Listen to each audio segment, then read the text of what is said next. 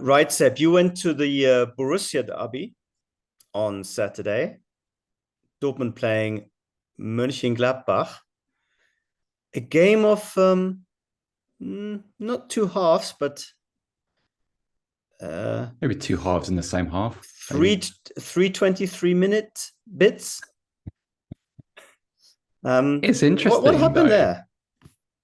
Right. Well, it's sort of, to be honest, it kind of felt like it encapsulated what Dortmund have been for the last couple of years because they were very, very poor for 25 minutes, and Gladbach deservedly led. They played very, very well. They capitalized on a lot of sloppiness, a lot of very passive defending. But then they come back into the game with these little individual moments. Julian Brand with a lovely little piece of skill and pass for Marcel Sabitzer. And then Jimmy Bino Gittins with a nice setup for a kind of a finish that I didn't know Nicholas Füllkrug had in his locker. Kind of deft outside of the right, lift over the goalkeeper. Very, very nice, very subtle. And then obviously Bino Gittins scored the fifth goal of the half. It was interesting because I get this feeling a lot when I watch Dortmund play. I don't feel like I learned anything about what they are as a side. I learned things about what individually some of their players are and what they're capable of. But it was very, very strange. And then, as ever, when you have a half like that, your penance is to sit through a pretty miserable 45 minutes after the break.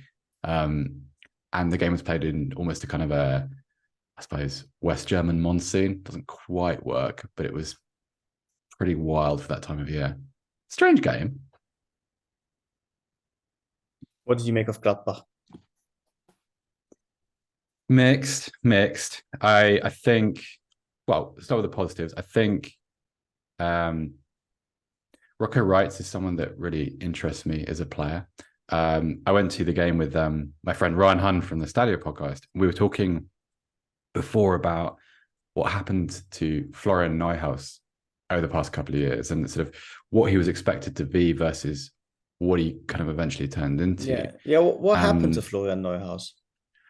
I don't know, Rafa. I sort of expected him to be playing 6 or 8 for Germany by now, or to have moved for a huge amount of money to some Premier League team or something like that.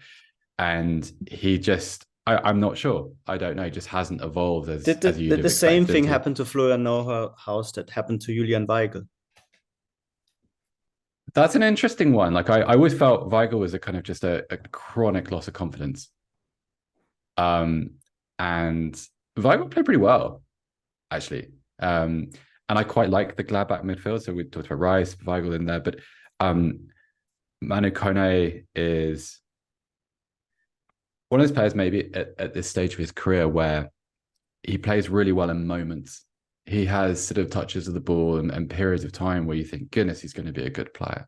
And, you know, how good a player he is going to depend upon what he's surrounded by and how he's coached and all those kind of things, the situation.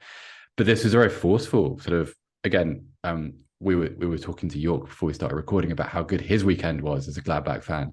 And he had a great half an hour, but then so did Manu Kone. And like everything else to do with Gladbach, everything about them that was good in the first half just receded away the last hour of the game. And pretty disappointing, especially how many good things have been said about Sione's impact at the club this season, and how well kind of the team has functioned. Think of the game against Wolfsburg, which is hugely impressive before the international break. And so I didn't really see, I wouldn't call it a collapse because Dortmund's impact was really about those individual moments we've spoken about, but it was disheartening. What did you make of it? Did you see the game? I didn't see the whole 90 minutes. I saw extended highlights, but yeah, strangely familiar, I would say. An enigma wrapped in a riddle. And that's or the other way around. Especially after they had these big talks this week. Hans-Joachim Watzke apparently spoke to the team. There was another one of those situations where everyone was reminded of their responsibilities and, you know, don't be too comfortable. And then they completely sleepwalk into the first 20 minutes or so. Yeah. And get destroyed by Borussia Mönchengladbach, but then somehow come back, leaving us none the wiser. I mean, I guess the Bundesliga almost looks like it'll be beyond them at this point. So I think it'll come down to the cup competitions. They have a huge game this week. Away, is it away? Shit, I don't know anything today. No, it's home. This one's home. Right. They have a huge game this week at home to AC Milan to make it through the group stage. A win would put them through. And of course, they're playing away to Stuttgart the week after in what looks a very tasty last 16 round in the German Cup. Therefore, I think if Terzic gets through the group stage, gets through to the next round in the cup, I think there will be enough for the hierarchy, for the supporters to feel comfortable with what they're doing. If they get knocked out in one or perhaps both of them, then I think we might be looking at a winter break that would look like last year's winter break, where there was a real sense of crisis, even though they were only, I think, a couple of points off fourth spot, but it didn't feel that way. And I think we might see a similar scenario playing out. Would you feel like, do you feel Dortmund's identity is as a football team, not as a club? I think that's pretty set in stone, but what's the feeling you get from them as a side, what they represent? Because you get so used to watching them as a system-based team and beating sides as a result of the mechanics, like in the past, over the sort of past 10, 15 years. Now, every time I sit down to watch a Dortmund game, I don't know what I'm about to see, which is quite a strange feeling. Yeah, I think that's down to Terzic, because Terzic is very pragmatic, and Terzic doesn't, I think, have a fixed playing identity. It works for them at times because he sort of just tinkers and moves players around and changes the system a little bit. And by and large, the results have been okay. And the performances have clearly picked up since that awful start. And they have been on a decent run results-wise. We shouldn't overestimate or overplay the amount of bad results they've had. There weren't that many this season, and this calendar year even. But you're right. I mean, we expect Dortmund to become a more defined kind of team, a proposition, and that doesn't seem to really happen. And that's why, I think that's one of the reasons why the question marks about Terzic just don't quite go away. I think people expect a more defined, a more refined totality when Dortmund get on the pitch, rather than these individuals that you talked about.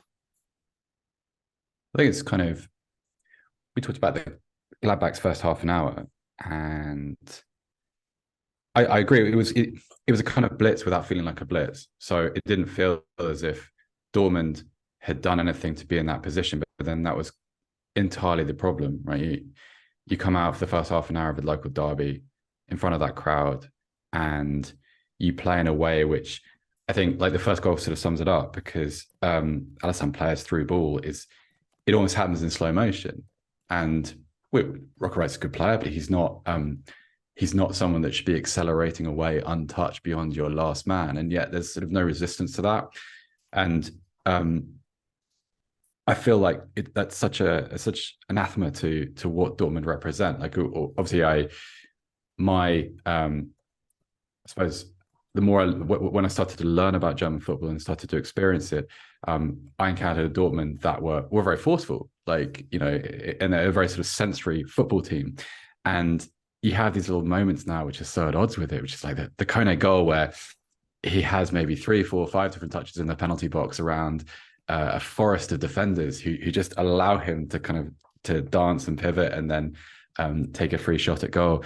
It's very odd to me, and I think maybe Terzic suffers from that. I think you're right, because I think the temptation becomes to ignore like the good results and the good sequences, and actually so a lot of the good that he's done with this group of players, which I don't think is exceptional.